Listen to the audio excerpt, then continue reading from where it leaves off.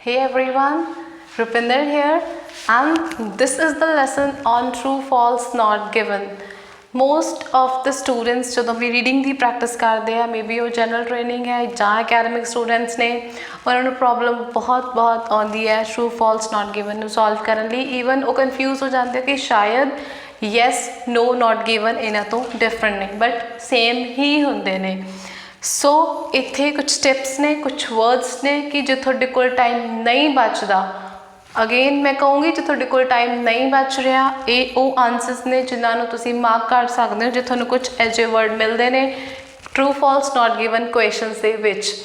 Again 80% answer ਇਸ particular strategy ਨਾਲ ਠੀਕ ਹੋਏਗਾ, 20% ਚਾਂਸਿਸ ਹੈ ਕਿ ਕੁਐਸਚਨ ਦਾ ਆਨਸਰ ਜੋ ਹੈ ਉਹ ਗਲਤ ਹੋ ਸਕਦਾ ਹੈ।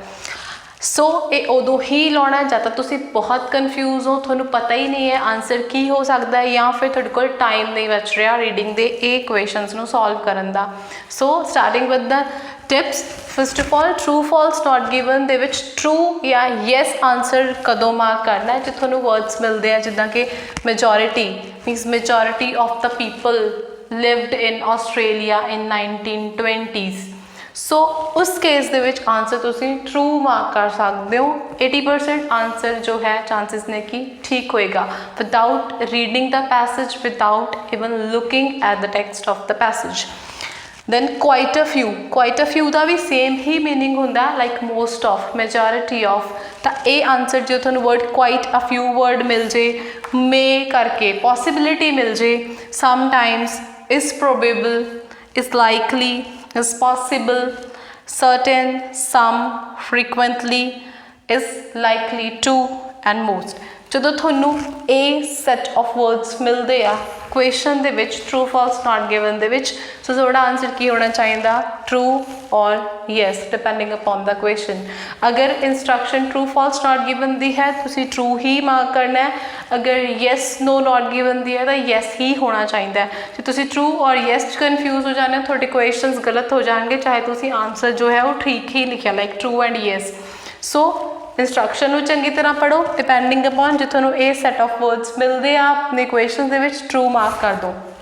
ਨੈਕਸਟ ਇਜ਼ ਫਾਲਸ ਕਦੋਂ ਅਸੀਂ ਲਗਾ ਸਕਦੇ ਹਾਂ ਬਿਨਾਂ ਪੈਸੇਜ ਨੂੰ ਈਵਨ ਪੜ੍ਹੇ ਬਿਨਾਂ ਈਵਨ ਦੇਖੇ ਜਦੋਂ ਤੁਹਾਨੂੰ ਮਿਲ ਜੇ ਕਿ ਸਿਰਫ ਇੱਕ ਹੀ ਸੋਲਿਊਸ਼ਨ ਹੈ ਜਾਂ ਤਾਂ ਫਿਰ ਹੈ ਹੀ ਨਹੀਂ।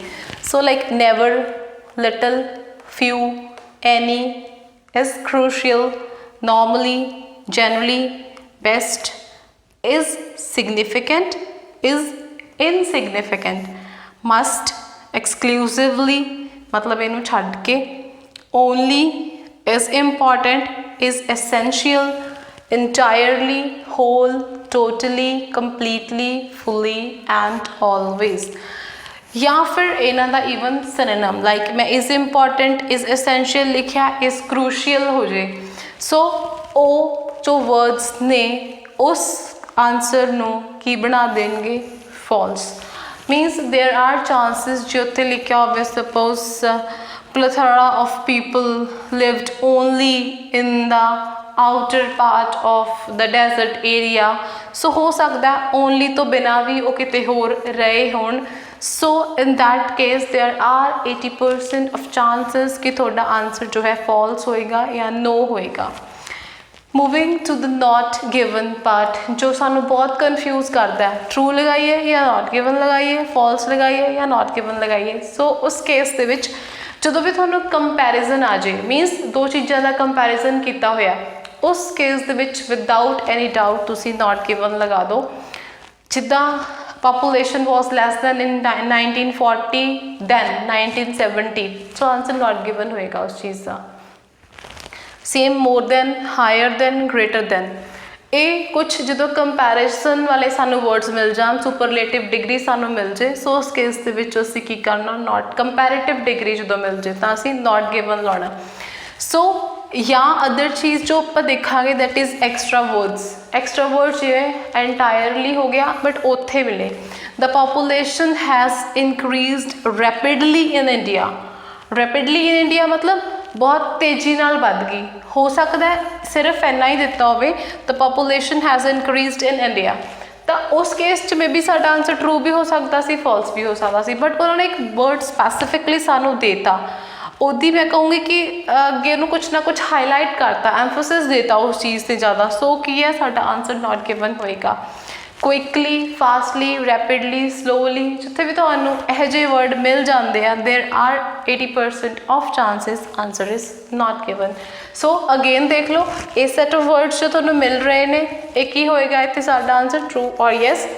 ਇਹ ਸਾਰੇ ਵਰਡਸ ਜੋ ਕਹਿ ਰਹੇ ਨੇ ਜਾਂ ਤਾਂ ਕੰਮ ਪੂਰਾ ਪੂਰਾ ਹੈ, ਜਾਂ ਤਾਂ ਬਿਲਕੁਲ ਹੀ ਨਹੀਂ ਹੈ, ਜਾਂ ਤਾਂ ਨੈਵਰ ਹੈ, ਜਾਂ ਤਾਂ ਟੋਟਲੀ ਹੈ ਫॉर एग्जांपल, ਤਾਂ ਉਸ ਕੇਸ ਦੇ ਵਿੱਚ ਫਾਲਸ ਜਾਂ ਨੋ ਸਾਡਾ ਆਨਸਰ ਹੋਏਗਾ। ਹੇਅਰ ਜੇ ਨਾਟ ਗਿਵਨ ਦੀ ਮੈਂ ਗੱਲ ਕਰਾਂ, ਜਾਂ ਤਾਂ ਸਾਨੂੰ ਕੰਪੈਰੀਜ਼ਨ ਹੋਏਗਾ ਜਾਂ ਫਿਰ ਸਾਨੂੰ ਇੱਕ ਐਕਸਟਰਾ ਵਰਡ ਦਿੱਤਾ ਹੋਏਗਾ, ਲਾਈਕ ਜਿੱਦਾਂ ਮੈਂ ਤੁਹਾਨੂੰ ਹੁਣ ਵੀ ਦੱਸਿਆ, ਰੈਪਿਡਲੀ, ਕੁਇਕਲੀ, ਫਾਸਟਲੀ, ਇਸ ਤਰ੍ਹਾਂ ਦੇ words. So keeping these words in mind, ਮੈਂ ਇਹ ਨਹੀਂ ਕਹਿ ਰਹੀ ਇਹਨਾਂ ਨੂੰ ਯਾਦ ਕਰ ਲਓ, ਬਟ ਇਹਨਾਂ ਦਾ ਮੀਨਿੰਗ ਸਮਝ ਲਓ ਕਿ ਇਹੋ ਜਿਹੇ ਵਰਡਸ ਜੋ ਹੈ ਕਾਮਨ ਹੁੰਦੇ ਨੇ, ਬਟ ਹਾਂ ਇਹ ਥੋੜ੍ਹੇ ਅਨਕਾਮਨ ਨੇ। ਜਿੱਥੇ ਵੀ ਤੁਹਾਨੂੰ ਲੱਗੇ ਕਿ ਇਸ ਤਰ੍ਹਾਂ ਦਾ ਕੁਛ ਵਰਡ ਸਾਨੂੰ ਮਿਲ ਰਿਹਾ, you can follow this strategy, believe me ਤੁਹਾਡੇ 80% ਆਫ ਜੋ ਆਨਸਰ ਹੈ ਠੀਕ ਹੋਣਗੇ। ਸਪੋਜ਼ 10 ਟਰੂ, ਫਾਲਸ ਔਰ ਯੈਸ ਨੋ ਨਾਟ ਗਿਵਨ ਹੈਗੇ ਆ, ਤਾਂ ਤੁਸੀਂ ਇਹ ਮੰਨ ਕੇ ਚੱਲੋ ਕਿ ਤੁਹਾਡੇ ਉਹਦੇ ਵਿੱਚੋਂ 8 ਠੀਕ ਨੇ, you are on the safe side, rather ਤੁਹਾਡੇ ਬਹੁਤ ਜ਼ਿਆਦਾ ਗਲਤ ਹੋ ਜਾਣ। ਇਹਨਾਂ ਨੂੰ ਜੋ ਵੀ ਤੁਹਾਨੂੰ ਕੀਵਰਡਸ ਦੱਸੇ ਆ, true, false and not given solve ਕਰਨ ਲਈ, ਜਾਂ ਫਿਰ yes no not given solve ਕਰਨ ਲਈ, ਉਹਨਾਂ ਦਾ ਹੁਣ ਮੈਂ ਤੁਹਾਨੂੰ ਲਾਈਵ ਐਗਜ਼ਾਮਪਲ ਦਿਖਾ ਰਹੀ ਹਾਂ। ਇਹ ਤੁਹਾਡੇ ਸਾਹਮਣੇ ਜੋ ਹੈ that is Cambridge 11 test 2 reading for academic IELTS. So ਇਹਦੇ ਵਿੱਚ ਮੈਂ ਕੁਛ ਕੁਐਸਚਨਸ ਜੋ ਹੈ ਲਾਈਕ 1 to 4 ਕੁਐਸਚਨਸ ਮੈਂ ਟਰੂ, ਫਾਲਸ, ਨਾਟ ਗਿਵਨ ਲਏ ਆ, ਐਂਡ ਇਹਦੇ ਲਾਸਟ ਪੈਰਾਗ੍ਰਾਫ ਦੇ ਵਿੱਚ ਤੁਹਾਨੂੰ ਯੈਸ ਨੋ ਨਾਟ ਗਿਵਨ ਵਾਲੇ ਜੋ ਕੁਐਸਚਨਸ ਆ ਉਹ ਮਿਲਣਗੇ। ਸੋ ਬੇਸਡ ਔਨ ਦੈਟ ਸਟ੍ਰੈਟਜੀ ਜਿਹੜੀ ਮੈਂ ਤੁਹਾਨੂੰ ਦੱਸੀ ਹੈ, ਉਹਦੇ ਅਕੋਰਡਿੰਗ ਆਪਾਂ ਦੇਖਦੇ ਹਾਂ ਕਿ ਜੋ ਸਾਡਾ ਆਨਸਰ ਆ ਉਹ ਕਿੰਨਾ ਕੁ ਜ਼ਿਆਦਾ ਰਿਲਾਇਬਲ ਹੋ ਸਕਦਾ। ਲਾਈਕ ਮੈਂ ਤੁਹਾਨੂੰ ਵੀਡੀਓ 'ਚ ਵੀ ਦੱਸਿਆ ਪਹਿਲਾਂ ਕਿ 80% ਹੁੰਦਾ ਕਿ ਸਾਡਾ ਜੋ ਆਨਸਰ ਹੈ ਇਸ ਸਟ੍ਰੈਟਜੀ ਨਾਲ ਠੀਕ ਜਾਂਦਾ, ਐਂਡ 20% ਚਾਂਸਿਸ ਨੇ ਕਿ ਆਨਸਰ ਗਲਤ ਹੋ ਜਾਂਦਾ। ਸੋ ਲੈਟਸ ਸੀ ਕਿ ਸਾਡੇ ਕਿੰਨੇ ਆਨਸਰਸ ਇਸ ਰੀਡਿੰਗ ਦੇ ਅਕੋਰਡਿੰਗ ਸਹੀ ਹੁੰਦੇ ਨੇ ਯੂਜ਼ਿੰਗ ਦੈਟ ਸਟ੍ਰੈਟਜੀ, ਤੇ ਕਿੰਨੇ ਗਲਤ ਹੁੰਦੇ ਨੇ। ਸੋ ਫਸਟ ਕੁਐਸਚਨ ਜੋ ਹੈ ਇਹਦੇ ਵਿੱਚ ਮੈਂ ਇੱਕ ਹੋਰ ਚੀਜ਼ ਵੀ ਤੁਸੀਂ ਦੇਖ ਸਕਦੇ ਹੋ ਕਿ ਕੁਝ ਵਰਡਸ ਹਾਈਲਾਈਟ ਕੀਤੇ ਹੋਏ ਆ, ਤਾਂ ਉਹ ਵਰਡਸ ਨੇ ਜੋ ਮੈਂ ਤੁਹਾਨੂੰ ਦੱਸੇ ਨੇ, ਉਹਨਾਂ ਨੂੰ ਮੈਂ ਇੱਥੇ ਅੰਡਰਲਾਈਨ ਜਾਂ ਤੁਸੀਂ ਕਹਿ ਸਕਦੇ ਹੋ ਹਾਈਲਾਈਟ ਕੀਤਾ ਹੋਇਆ, ਤਾਂ ਕਿ ਤੁਹਾਨੂੰ ਈਜ਼ੀ ਲੱਗੇ ਕਿ ਪਰਟੀਕੁਲਰਲੀ ਉਹ ਵਰਡ ਦੇਖ ਕੇ ਹੀ ਬਿਨਾਂ ਪੈਸੇਜ ਨੂੰ ਇਵਨ ਦੇਖੇ ਰੀਡ ਕੀਤੇ ਜੋ ਅਸੀਂ ਆਨਸਰ ਹੈ ਉਹਨੂੰ ਮਾਰਕ ਕਰ ਸਕਦੇ ਹਾਂ ਜਦੋਂ ਸਾਡੇ ਕੋਲ ਟਾਈਮ ਘੱਟ ਰਹਿ ਰਿਹਾ। So first is there is some doubt about what caused the Mary Rose to sink। ਹੁਣ ਇਹਦੇ ਵਿੱਚ ਮੈਨੂੰ ਕੀਵਰਡ ਮਿਲਿਆ some, ਸੋ ਪੋਸੀਬਿਲਿਟੀ ਹੈ some, certain। ਸੋ ਇਸ ਤਰ੍ਹਾਂ ਦੇ ਕੁਐਸਚਨ ਦੇ ਵਿੱਚ ਜੋ ਮੇਰਾ ਆਨਸਰ ਹੈ ਉਹ ਟਰੂ ਹੋਏਗਾ। ਸੋ ਜਸਟ ਮੈਂ ਉਹ ਵਰਡ some ਦੇਖ ਕੇ ਔਰ ਇਹਦਾ ਮੀਨਿੰਗ ਦੇਖ ਕੇ ਮੈਂ ਉਹਨੂੰ ਕੀ ਕੀਤਾ, ਆਨਸਰ ਟਰੂ ਮਾਰਕ ਕਰਤਾ। And for the second, the Mary Rose was the only ship to sink in the battle of 19 July 1545। ਹੁਣ ਇਹਦੇ ਵਿੱਚ ਮੈਨੂੰ ਥੋੜਾ ਕਨਫਿਊਜ਼ਨ ਹੋ ਸਕਦਾ ਹੈ, ਮੈਨੂੰ ਮੇਰਾ ਵਰਡ ਓਨਲੀ ਵੀ ਮਿਲਿਆ ਐਂਡ ਮੈਨੂੰ ਕੰਪੈਰੀਜ਼ਨ ਵੀ ਦਿੱਤਾ ਗਿਆ ਕਿਸੇ ਇੱਕ ਪਰਟੀਕੂਲਰ ਬੈਟਲ ਦਾ। ਸੋ ਮੈਂ ਜਸਟ ਓਨਲੀ ਵਰਡ ਨੂੰ ਹੀ ਦੇਖ ਕੇ ਫਾਲਸ ਆਨਸਰ ਮਾਰਕ ਕਰ ਦੂੰਗੀ ਰੈਦਰ ਨਾਟ ਗਿਵਨ, ਬਿਕਾਜ਼ ਮੈਨੂੰ ਕਨਫਿਊਜ਼ਨ ਹੈ, ਆਨਸਰ ਤਾਂ ਮੈਨੂੰ ਇੱਕ ਹੀ ਲਿਖਣਾ ਪੈਣਾ, ਜਾਂ ਫਾਲਸ ਜਾਂ ਨਾਟ ਗਿਵਨ। ਤਾਂ ਇਹਦੇ ਅਕੋਰਡਿੰਗ ਕਿਉਂਕਿ ਮੈਨੂੰ ਓਨਲੀ ਵਰਡ ਵੀ ਹੈ ਔਰ ਮੇਰਾ ਕੰਪੈਰੀਜ਼ਨ ਵੀ ਕਿਸੇ ਬੈਟਲ ਨਾਲ ਕੀਤਾ ਗਿਆ, ਸੋ ਇਹਦਾ ਆਨਸਰ ਮੈਂ ਫਾਲਸ ਮਾਰਕ ਕੀਤਾ। And third is most of one side of the Mary Rose lay undamaged under the sea। ਹੁਣ most of one side, most ਜੋ ਵਰਡ ਹੈ ਕਿਹਦੇ ਵਿੱਚ ਰੱਖਿਆ ਸੀ ਅਸੀਂ, ਟਰੂ ਵਾਲੀ ਕੈਟੇਗਰੀ ਦੇ ਵਿੱਚ ਰੱਖਿਆ ਸੀ, ਸੋ ਇਸ ਦਾ ਜੋ ਆਨਸਰ ਹੈ ਮੈਂ ਟਰੂ ਮਾਰਕ ਕਰੂੰਗੀ। And next fourth question is Alexander McCue knew that the wreck would contain many valuable historical objects। ਹੁਣ ਜੋ ਮੈਨੀ, ਐਨੀ, ਨੰਬਰ ਜਾਂ ਕਿਸੇ ਚੀਜ਼ ਦੀ ਅਸੀਂ ਵੈਲਿਊ ਦੀ ਗੱਲ ਕੀਤੀ ਹੈ ਉਹ ਮੈਂ ਫਾਲਸ ਵਾਲੇ ਕੈਟੇਗਰੀ ਦੇ ਵਿੱਚ ਕੀਤੀ ਹੋਈ ਹੈ, ਸੋ ਮੈਂ ਇਸ ਦਾ ਆਨਸਰ ਜੋ ਹੈ ਉਹ ਫਾਲਸ ਮਾਰਕ ਕਰ ਦਿੱਤਾ ਹੈ। ਸੋ ਅਸੀਂ 4 ਵਰਡਸ ਮੇਨਲੀ ਦੇਖਿਓ ਤੁਸੀਂ ਹਾਈਲਾਈਟ ਕੀਤੇ ਨੇ, some, only, most of and many. So ਉਸ ਪਰਟੀਕੂਲਰ ਕੀਵਰਡਸ ਦੇ ਅਕੋਰਡਿੰਗ ਮੈਂ ਜੋ ਆਨਸਰਸ ਨੇ ਅਗੇਨ ਉਹ ਮਾਰਕ ਕੀਤੇ ਨੇ, ਸਮ ਦੇ ਲਈ ਟਰੂ, ਓਨਲੀ ਵਾਲੇ ਦੇ ਲਈ ਫਾਲਸ, ਮੋਸਟ ਆਫ ਦੇ ਲਈ ਟਰੂ, ਐਂਡ ਮੈਨੀ ਮਤਲਬ ਕਿਸੇ ਨੰਬਰ ਦੀ ਗੱਲ ਹੋਈ ਹੈ ਫਾਲਸ ਮਾਰਕ ਕੀਤਾ। ਸੋ ਇਹ 4 ਆਨਸਰਸ ਹੋ ਗਏ ਆਪਣੇ ਟਰੂ, ਫਾਲਸ, ਨਾਟ ਗਿਵਨ ਵਾਲੇ। ਇਹਦੇ ਜੋ ਕਰੈਕਟ ਆਨਸਰਸ ਹੈ ਤੁਹਾਨੂੰ ਵੀਡੀਓ ਦੇ ਐਂਡ ਦੇ ਵਿੱਚ ਮਿਲਣਗੇ। ਔਰ ਹੁਣ ਆਪਾਂ ਚੱਲਦੇ ਹਾਂ ਯੈਸ ਨੋ ਨਾਟ ਗਿਵਨ ਵਾਲੇ ਕੁਐਸਚਨ ਦੇ, ਜੋ ਕਿ ਐਸੇ ਰੀਡਿੰਗ ਦੇ ਹੀ ਹਨ। एंड अगेन ये अपने कोल हुण same reading that is Cambridge 11 test 2 for academic IELTS दे ही 34 to 39 क्वेश्चनस है ਜਿਹਦੇ ਵਿੱਚ ਅਸੀਂ yes no not given mark ਕਰਨਾ। ਹੁਣ ਅਸੀਂ ਦੇਖਦੇ ਹਾਂ ਕਿ ਉਹ ਸੇਮ ਸਟ੍ਰੈਟਜੀ ਸਾਡੇ ਇਹਨਾਂ ਕੁਐਸਚਨਸ ਦੇ ਵਿੱਚ ਕਿਸ ਤਰ੍ਹਾਂ ਐਪਲੀਕੇਬਲ ਹੁੰਦੀ ਆ। ਸੋ ਫॉर द 34th क्वेश्चन ਅਸੀਂ ਮਾਰਕ ਕੀਤਾ ਹੋਇਆ contradicted previous beliefs। मैं full क्वेश्चन जो है साडा रीड कर दिया। For such findings contradicted previous beliefs on the function of fractals in art। ਹੁਣ देखो contradicted previous beliefs मतलब होने वाले नाल जो की है वो पिछले दा comparison है। So obviously इसदा आंसर मैं की मार्क करूँगी not given। So not given is the answer। Then moving to 35th मैनू कीवर्ड मिल गया certain। सो सीधा ही ईवन मैं पूरा क्वेश्चन भी नहीं पढ़ना चाहती बिकॉज मैंने सर्टन मिल गया है बट स्टिल आप रीड कर दें certain ideas regarding the link between mirror neurons and art appreciation required further verification. So इस चीज़ तो मैंने सर्टन वर्ड मिल गया एंड मैं आंसर अपना जो है येस मार्क किया। 36 क्वेश्चन के लिए जो है आंसर असी इंटायरली वर्ड तो लभ्या जिन्हों मैं हाईलाइट किया होया। So this is the question People's taste in paintings depends entirely on the current artistic trends of the period। मतलब सिर्फ ते सिर्फ उस particular trend ते ही depend करता सी taste of people for the painting। so मेरा ये आंसर जो है entirely word नू जे मैं फोकस करा सो एक ही होना चाहिए no होना चाहिए। 37th जो क्वेश्चन साडा है that is scientists should seek to define the precise rules which govern people's reaction to work of art। ਹੁਣ should ਉਹ ਸਾਨੂੰ ਇੱਕ कंपल्शन दे रहे भी करना ही करना है ये है ही। सो ਇਹਦਾ आंसर मैं की मार्क करूँगी no मार्क होएगा। मूविंग टू क्वेश्चन 38 ਇਹਦੇ ਵਿੱਚ ਸਾਨੂੰ ਕਿਹਾ ਗਿਆ art appreciation should always involve taking into consideration the cultural context in which an artist worked। इस क्वेश्चन ਦੇ ਵਿੱਚ जो कीवर्ड्स मैं मार्क ਕੀਤੇ ਆ that are should and always ਇਹ ਦੋਨੋਂ ਮੈਨੂੰ false ਦੇ ਵਿੱਚ ਮਿਲਦੇ ਆ ਜਾਂ no ਦੇ ਵਿੱਚ ਮਿਲਦੇ ਆ। ਸੋ ਇਸ ਦਾ ਜੋ ਆਨਸਰ ਹੈ ਉਹਨੂੰ ਮੈਂ no ਮਾਰਕ ਕਰੂੰਗੀ।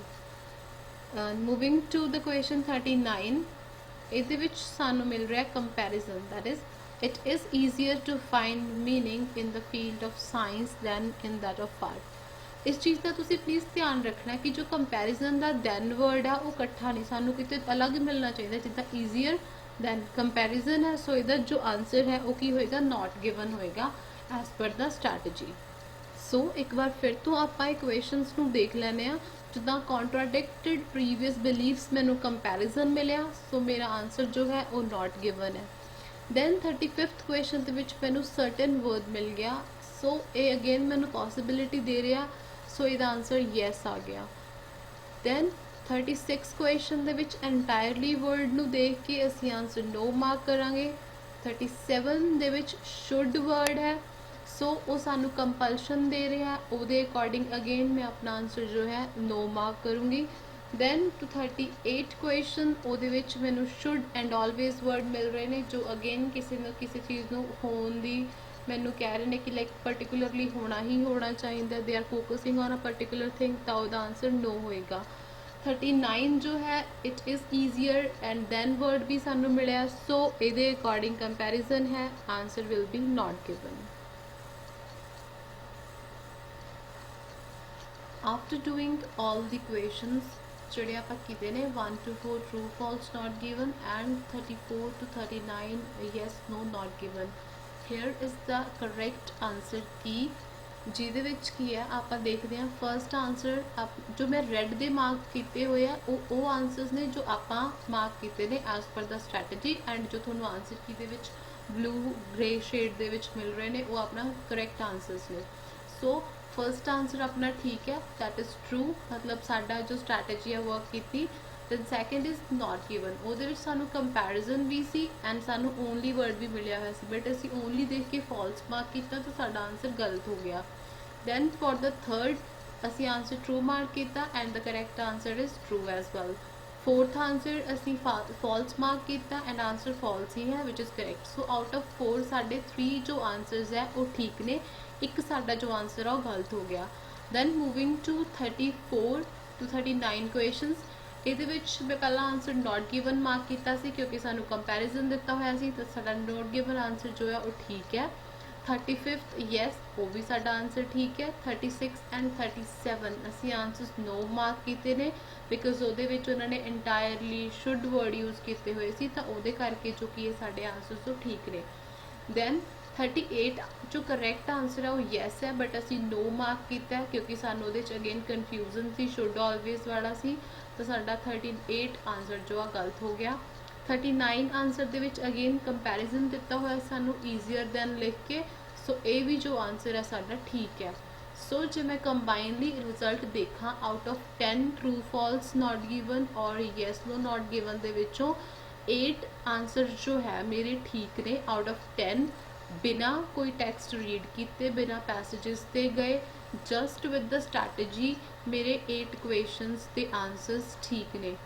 ਸੋ ਇਸ ਪਰਟੀਕੂਲਰ ਵਰਡ ਜੋ ਮੈਂ ਤੁਹਾਨੂੰ ਦਿੱਤੇ ਗਏ ਆ ਉਹਨਾਂ ਨੂੰ ਤੁਸੀਂ ਆਪਣੀ ਪ੍ਰੈਕਟਿਸ ਦੇ ਵਿੱਚ ਲਿਆਓ, ਦੇਖੋ ਉਹਨਾਂ ਨੂੰ ਕਿਸ ਤਰ੍ਹਾਂ ਇੰਪਲੀਮੈਂਟ ਕਰਕੇ ਤੁਸੀਂ ਆਪਣੇ ਟਾਈਮ ਜਿਹੜਾ ਨਹੀਂ ਬਚ ਰਿਹਾ ਸੀ ਬਿਨਾ ਤੁਸੀਂ ਰੀਡ ਕੀਤੇ ਟੈਕਸਟ ਨੂੰ ਕਿਵੇਂ ਆਪਣੇ ਆਨਸਰਸ ਨੂੰ ਕਰੈਕਟ ਕਰ ਸਕਦੇ ਹੋ, ਰੈਦਰ ਕਿ ਤੁਸੀਂ ਕੁਝ ਵੀ ਲਿਖ ਕੇ ਆ ਜਾਓ ਜਾਂ ਤੁਸੀਂ ਆਪਣੇ ਕੁਐਸਚਨਸ ਨੂੰ ਖਾਲੀ ਛੱਡ ਕੇ ਆਓ। ਸੋ ਉਸ ਤੋਂ ਵਧੀਆ ਅਸੀਂ ਸਟ੍ਰੈਟਜੀ ਫੋਲੋ ਕਰੀਏ ਤੇ ਸਾਡੇ 80% ਆਨਸਰਸ ਅਗੇਨ ਮੈਂ ਕਹੂੰਗੀ ਠੀਕ ਹੋਣਗੇ ਹੀ ਹੋਣਗੇ।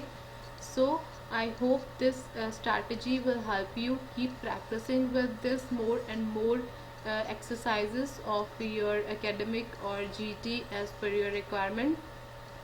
With this, thank you. Don't forget to share, like and comment to my videos. Keep watching so that you can enhance your band score in IELTS. Visit my website ieltslb9.com. Subscribe to my channel. Once again I would say thank you.